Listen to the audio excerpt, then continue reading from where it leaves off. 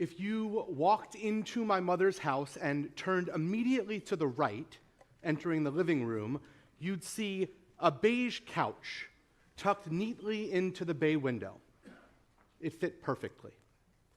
And that's where you'd find me on any of my visits over the past 15 years. While I grew up in Westchester, 15 years ago, my mom and siblings relocated to Los Angeles. And whenever I was out there, I would sit on that couch and read or rest or just scroll on my phone. Anytime there wasn't a specific family activity happening, there's a good chance you would find me on that couch. And there's a reason. As a kid, that couch was off limits. In my mind, it was a piece of furniture reserved only for special occasions. Each winter, as my family would gather to celebrate Hanukkah, my siblings and I would get to take our place on that couch to light candles, sing the blessings, and open our presents. It was just a couch, but to me, it was the most special item in our home. I have so many memories of family gatherings on that couch, and I had hopes and dreams that one day it would be in my house, and that my children might be allowed to sit on it to open their presents. And then, on January 7th, that couch burned to the ground, along with my family's home. Earlier in the day, my little sister texted our family group chat asking my mom if she was concerned about the wildfires beginning to spread in the Palisades where they lived. My mom responded with a picture of fires in the distance, a sky already beginning to darken with smoke and ash, but reassuring me and my siblings that all was okay at the moment. A few hours later, as we heard reports of just how fast the fires were spreading, we heard from my mom and her husband that they were going to pack some things and leave, just in case. That night, I barely slept, constantly refreshing Twitter or CNN, trying to find out some more information about the direction the fires were spreading and what might happen. It wasn't until the following evening that my mom texted us with the news that I had resigned myself to, but the confirmation was crushing nonetheless. Our home was gone, completely destroyed, along with everything in it. So many thoughtful, well-intentioned people reached out to me immediately after, expressing gratitude that my family was physically okay, but almost always concluding with the aphorism, "It's only things." I understand and even appreciate this sentiment, but it wasn't only things. It was every single thing. This kind of loss invites sympathy, but true empathy in this situation is nearly impossible. Things matter to me, to you, to all of us. Rabbi Abraham Joshua Heschel wrote extensively on what he called thinginess. He said, "Reality to us is thinghood, consisting of substances that occupy space. Even God is conceived by most of us as a thing. The result of our thinginess is our blindness to all reality that fails to identify itself as a thing. We must not forget that it is not a thing that lends significance to a moment. It is the moment that lends significance to things." Heschel is using the idea that we are so tied to these physical things as a way to advocate that we should dwell more in moments and experiences than in objects or physical places or things. Heschel's belief, though, that it is the moment that lends significance to the things is profound. But he uses it as a reason to not care about things. I disagree. I think this is precisely why we must care about things. There is immeasurable value and significance that certain things have to each one of us, imbued with meaning by significant moments. Each of us here tonight has something in our lives, at least one thing, that holds uniquely special value. Maybe you know exactly what it is right now. Maybe it's locked away and kept safe, a token from a loved one who is no longer alive. Your grandmother's dishes, or your late spouse's wedding ring, or your father's watch, or your childhood family menorah. What if all of a sudden you lost that thing? Perhaps, like me, it's actually less about the thing itself, but the way that thing was a part of your life. These things connect us to a specific moment or person who is gone. For me, the couch is gone. That home is no more. So what do we do now? One of the most meaningful aspects of my rabbinate is being with families surrounding the loss of a loved one. And one of my favorite things to teach is about the standard Jewish saying, "May their memory be for a blessing." I like to remind families that memories don't just become blessings by themselves. Rather, it is on us to do the work to make it so by sharing stories, lessons, and teachings of our loved ones. And I found this year that that's also true with things, with objects that we have lost. The things that I had imbued with meaning and value that I was feeling the profound loss of, I also have agency in creating the blessings surrounding the memory of that thing. The couch is gone. But I will tell my children that there was a couch that was special to me. I'll share the stories of those special moments sitting on that couch, the traditions it was a part of, and those feelings of warmth and connection and love that I associated with the couch. Those are all things I want them to have. Whatever couch they sit on will not be the same one that I lost, but it will carry the stories all the same. It's up to me to share those stories, to pass down those memories. While this devastating personal loss felt completely isolating at first, the destruction of our home is actually a universal Jewish story. 2,000 years ago, the place where all of Judaism happened, the temple in Jerusalem, was known in Hebrew as Habayit, the house. And it too was destroyed. Twice.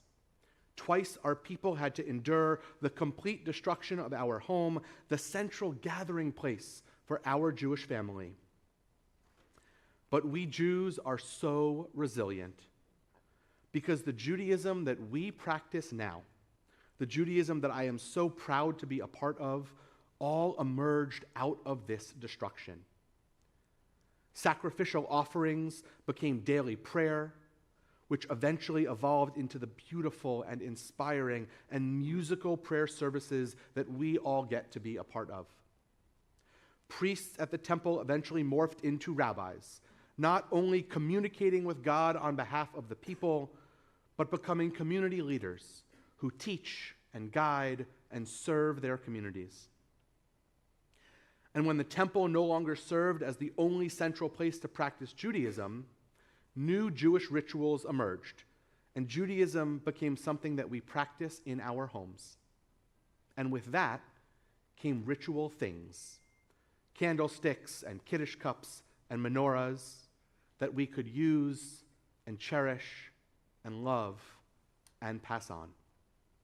The Judaism we practice rose from the ashes of physical loss. I'm not sure I'm ready to create new rituals around my family's loss and to build something entirely new just yet, but I am so strengthened by the resilience of my mom, slowly putting together pieces of her life, and I am equally strengthened by the resilience of our people, historically and now, to simply keep moving forward. I'd suggest that the entire story of the Torah is about struggling to get home, wandering to get home, but here's the key. It's more about the journey than the destination. The entire story of the Jewish people begins with God's charge to Abram to lech lecha, to go forth. We leave what we have known and set off on a journey toward some idea of a promised land, one that we don't yet know, but we trust that God will show us. By the end of our Torah, that journey is more defined. We have left Egypt and are wandering as a people toward that promised land, building ourselves as a nation as we go. But that's where the Torah ends, with the Jewish people on the precipice of that promise, looking out over the Jordan River at the promised land. It ends without us ever having entered. Torah is about the journey. It's a reminder that we must embrace the journey because we simply have no idea what will happen in our lives. And that's really what the High Holy Days are all about as well. We are reminded of the fragility of our lives and our world by the words of our liturgy. On Rosh Hashanah it is written, on Yom Kippur it is sealed. How many shall pass on and how many shall come to be? Who shall live and who shall die? Who shall see ripe age and who shall not? Who shall perish by water and who by fire? As we stand on the edge of the promised land, Moses gathers the entire Jewish community together to give us his final message.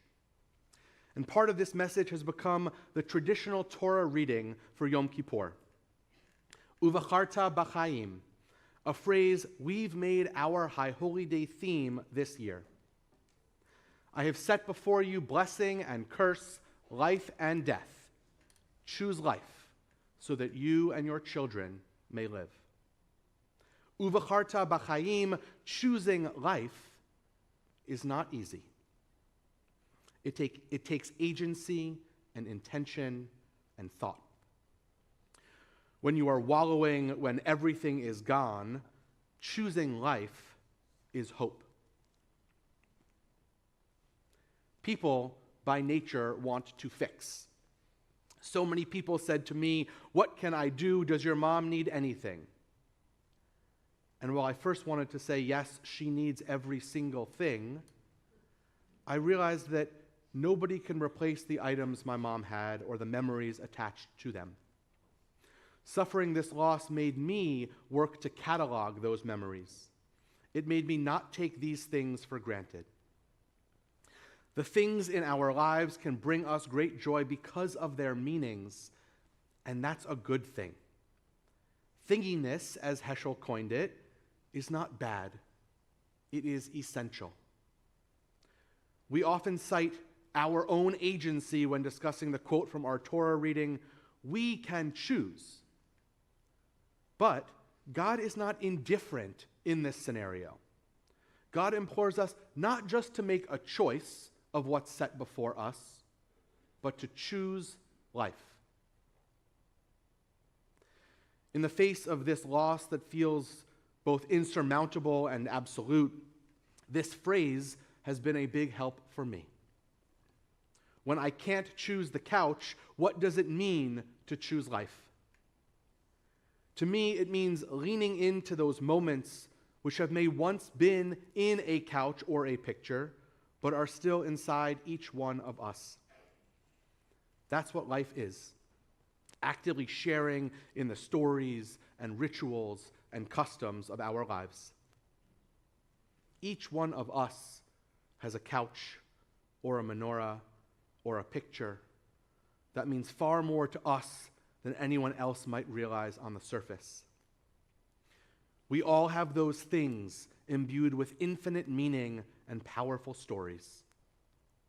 And on this night of Kol Nidrei, this night of memory, we remember those things and those people that are no longer physically a part of our lives. But in doing so, we can't just remember them. We have to tell those stories. I don't have any family photo albums left, but hopefully you do. So go home and take one out. Look through pictures you haven't looked at in years. Tell the story of that one family Thanksgiving when everything went wrong, or the one about the greatest Hanukkah ever. And the small moments too. That joke that Dad used to tell that only he thought was funny. The song Grandma used to sing again and again. Bring those memories and stories of that which we've lost into our lives and into the lives of our children and future generations. Make them a blessing. We all suffer losses throughout the years, and we carry those losses with us forever. Our task to choose life is to embrace the power and value of these things, but not to stop there. By transforming these things into stories, and then by telling those stories, we make them timeless and indestructible. And when we share those stories with each other and the world, we fulfill God's call to choose life. Uvacharta b'chaim, let us choose to walk this path together, illumined with the memories and stories of our lives, toward brighter and more joyful days ahead. Gemar Chatima Tova.